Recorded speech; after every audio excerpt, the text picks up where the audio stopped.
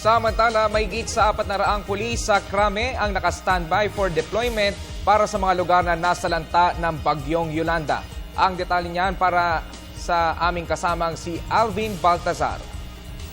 Mahigit 400 pulis Krame ang naka-standby at anumang oras ay maaaring ma-deploy kung saan nananalasa ang dinubyong Yolanda. On call na ang may 430 Krame-based police personnel na inaasahang ididispatcha para sa tiyak na ikakasamang rescue efforts sa sandaling humupa na ang Super Typhoon.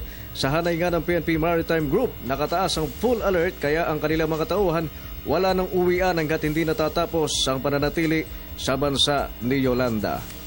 Nagsagawa na kami ng actual physical accounting o personal accounting ng National Headquarters Kami-based personnel.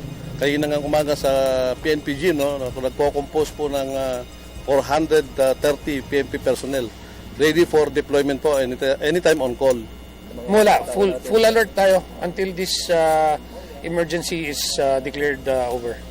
Ang PNP Maritime Group, 8 rubber boats na ang ipinoporma ngayong kalamidad, partikular sa mga dapat na maisalbang mga residenteng naiipit ng bagyo.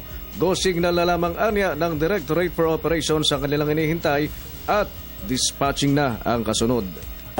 Actually, we're still waiting for the cue from our Directorate for Operations kung if we will be deploying our floating assets. Una rito, inactivate na ng PNP ang kanilang Disaster Incident Management Task Group para sa bagyong Yolanda na naglalayong mapakilos ang kanilang mga disaster response operation. Para sa Telebisyon ng Bayan, Alvin Baltazar.